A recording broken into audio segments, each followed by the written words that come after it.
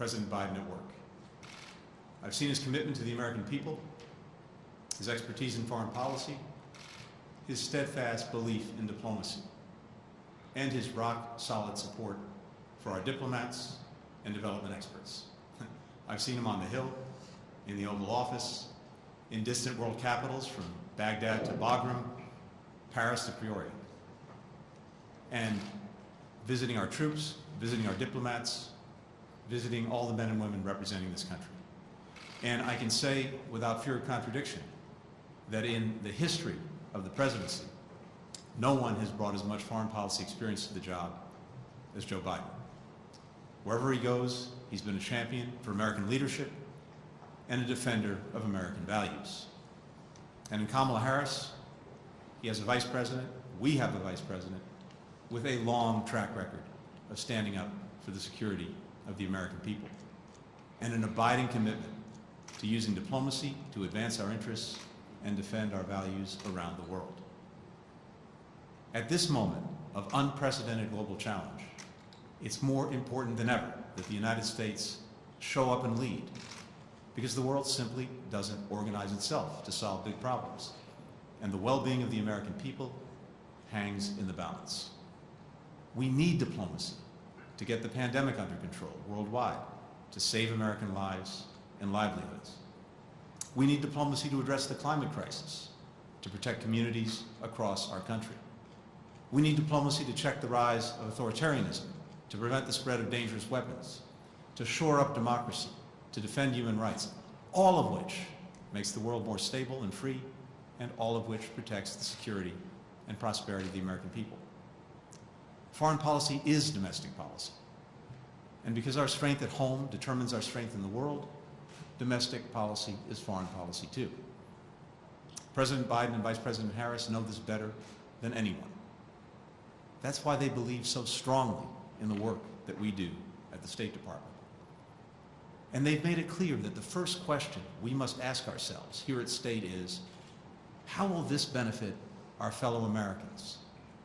How will this policy answer their needs? How will this outreach reflect their values? How will this initiative make their lives just a little bit better? We're going to hold ourselves to that standard every step of the way. President Biden and Vice President Harris have come here today at the very start of their administration to make sure we know that we have their support. And that means a great deal to all of the men and women of the State Department. We will do our best, Mr. President, Madam Vice President, to make you proud. And with that, it is my pleasure to introduce the President of the United States, Joe Biden.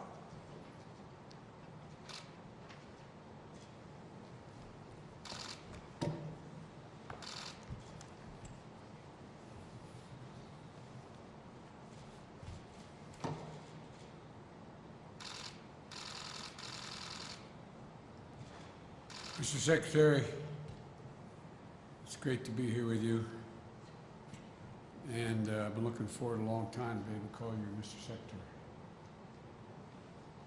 Good afternoon, everyone. It's an honor to be back at the State Department under the eyes of the first American chief diplomat, Benjamin Franklin. And by the way, I want you all to know in the press, I was the Benjamin Franklin Professor of Presidential Politics at Penn.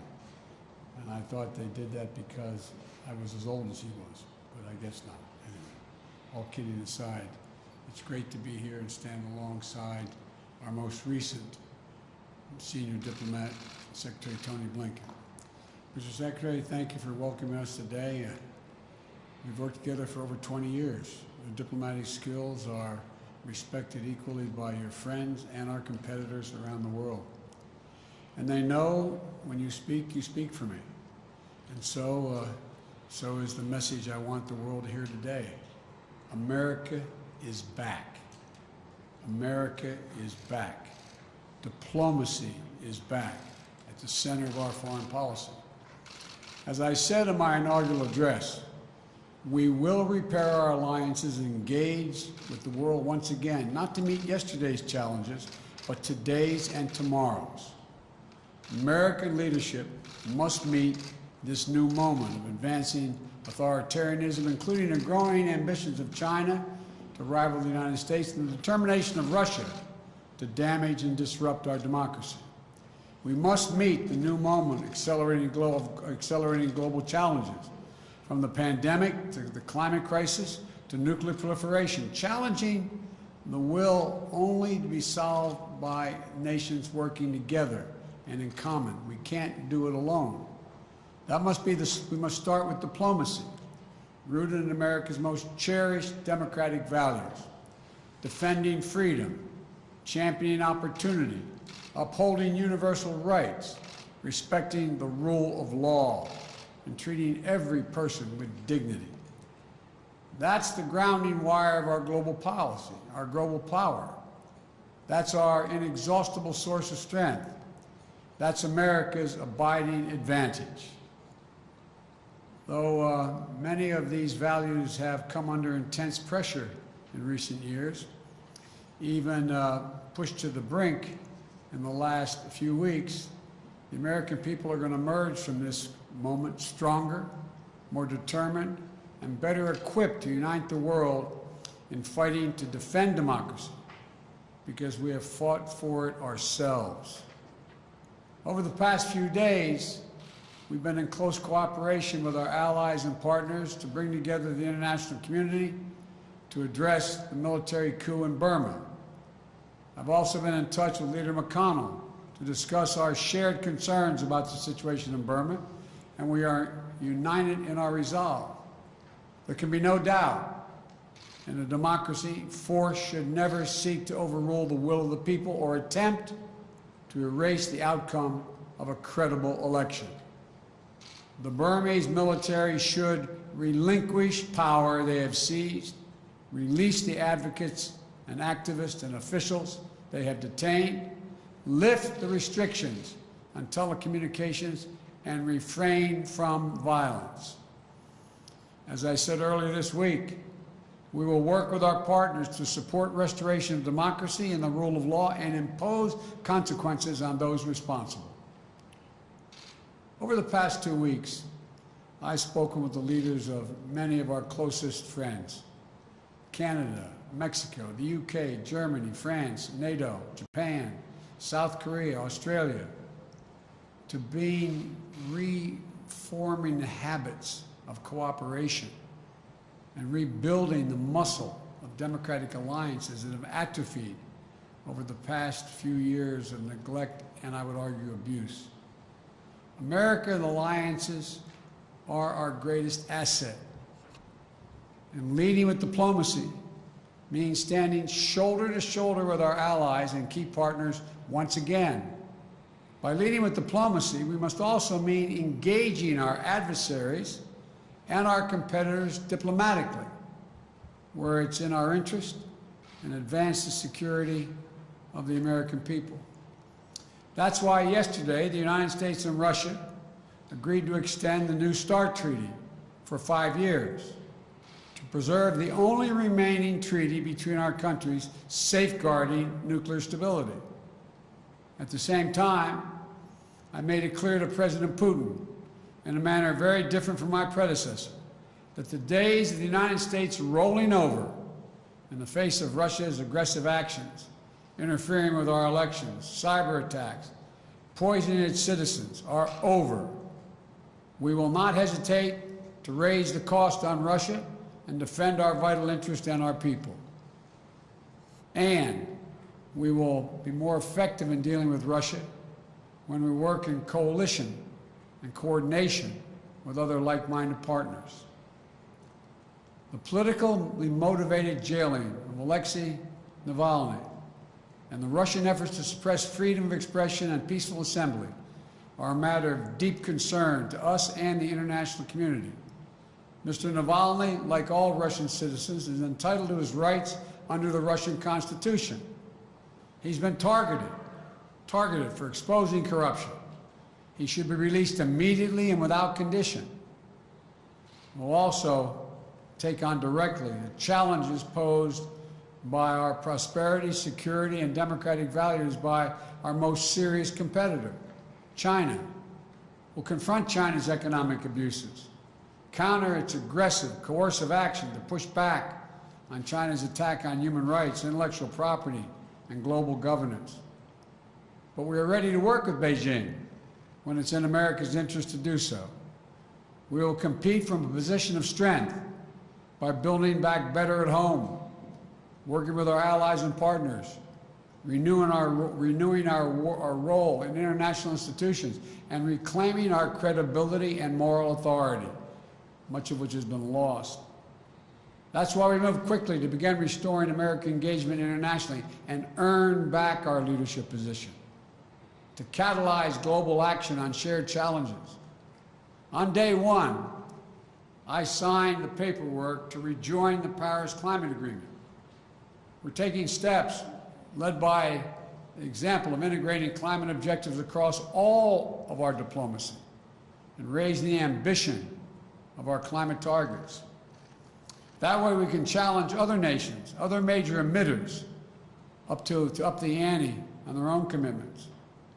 I'll be hosting a Climate Leaders Summit to address the climate crisis on Earth Day of this year. America must lead in the face of this existential threat. And just as with the pandemic, it requires global cooperation. We've also re-engaged with the World Health Organization. That way we can build better global preparedness to counter COVID-19, as well as detect and prevent future pandemics, because there will be more. We've elevated the status of cyber issues within our government, including appointing the first Deputy National Security Advisor for Cyber and Emerging Technology. We're launching an urgent initiative to improve our capability, readiness, and resilience in cyberspace. Today, I'm announcing additional steps to course-correct our foreign policy and better unite our democratic values with our diplomatic leadership. To begin, Defense Secretary Austin will be leading a global posture review of our forces so that our military footprint is appropriately aligned with our foreign policy and national security priorities. It will be coordinated across all elements of our national security, with Secretary Austin and Secretary Blinken working in close cooperation. And while this review is taking place, we'll be stopping any planned troop withdrawals from Germany. We're also stepping up our diplomacy to end the war in Yemen, a war which has created a humanitarian and strategic catastrophe. I've asked my Middle East team to ensure our support for the United Nations-led initiative to impose a ceasefire, open humanitarian challenge, and restore long-dormant peace talks. This morning, Secretary Blinken appointed Tim Lenderking, a career foreign policy officer, as our special envoy to the Yemen conflict, and I appreciate him doing this. Tim has lifelong experience in the region, and he'll work with the UN envoy and all parties of the conflict to push for a diplomatic resolution. And Tim's diplomacy will be bolstered by USAID working to ensure that humanitarian aid is reaching the Yemeni people who are suffering unendurable devastation. This war has to end. And to underscore our commitment, we are ending all American support for offensive operations in the war in Yemen, including relevant arms sales. At the same time, Saudi Arabia faces missile attacks, UAV strikes, and other threats from Iranian-supplied forces in multiple countries. We're going to continue to support and help Saudi Arabia defend its sovereignty and its territorial integrity and its people. We also face a crisis of more than 80 million displaced people suffering all around the world. The United States' moral leadership on refugee issues was a point of bipartisan consensus for so many decades when I first got here. We shine the lamp of liberty on oppressed people. We offered safe havens for those fleeing violence or persecution. And our example pushed other nations to open wide their doors as well. So today, I'm approving an executive order to begin the hard work of restoring our refugee admissions program to help meet the unprecedented global need It's going to take time to rebuild what has been so badly damaged. But that's precisely what we're going to do. This executive order will position us to be able to raise the refugee admissions back up to 125,000 persons for the first full fiscal year of the Biden-Harris administration. And I'm directing the State Department to consult with Congress about making a down payment on that commitment as soon as possible. And to further repair our moral leadership, I'm also issuing a presidential memo to agencies to reinvigorate our leadership on the LGBTQI issues and do it internationally. You know, we'll ensure diplomacy and foreign assistance are working to promote the rights of those individuals included by combating criminalization and protecting the LGBTQ refugees and asylum seekers. Finally, to successfully reassert our diplomacy and keep Americans safe, prosperous, and free, we must restore the health and morale of our foreign policy institutions. I want the people who work in this building and our embassies and consulates around the world to know I value your expertise and I respect you, and I will have your back. This administration is going to empower you to do your jobs, not target or politicize you. We want a rigorous debate that brings all perspectives and makes room for dissent. That's how we'll get the best possible policy outcomes. So with your help, the United States will again lead, not just by the example of our power, but the power of our example.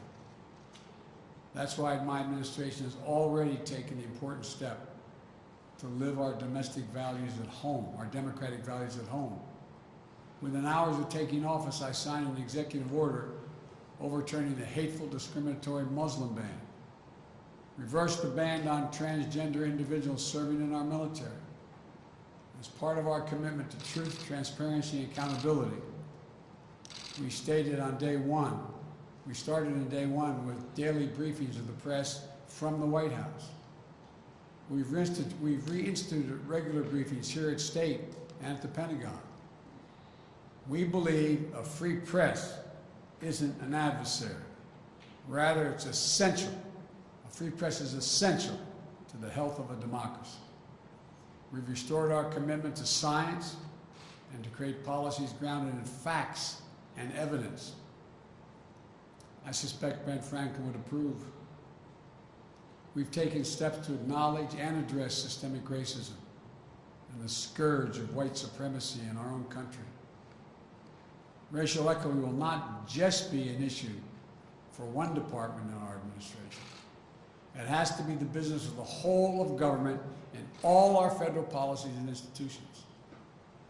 All this matters to foreign policy because when we host the Summit of Democracies early in my administration, to rally the nations of the world to defend democracy globally, to push back the authoritarianism's advance, we'll be a much more credible partner because of these efforts to shore up our own foundations. There's no longer a bright line between foreign and domestic policy. Every action we take in our conduct abroad, we must take with American working families in mind. Advancing a foreign policy for the middle class demands urgent focus on our domestic economic renewal. And that's why I immediately put forth the American Rescue Plan to pull us out of this economic crisis. That's why I signed an executive order strengthening our Buy American policies last week. And it's also why I work with Congress to make far-reaching investments in research and development of transformational technologies. These investments are going to create jobs, maintain America's competitive edge globally, and ensure all Americans share in the dividends. If we invest in ourselves and our people, if we fight to ensure that American businesses are positioned to compete and win on the global stage, if the rules of international trade aren't stacked against us, if our workers and intellectual property are protected, then there's no country on earth, not China or any other country on earth, that can match us. Investing in our diplomacy isn't something we do just because it's the right thing to do for the world. We do it in order to live in peace, security, and prosperity. We do it because it's in our own naked self-interest. We strengthen our alliances, we amplify our power, as well as our ability to disrupt threats before they can reach our shores. When we invest in economic development of countries, we create new markets for our products and reduce the likelihood of instability, violence, and mass migrations.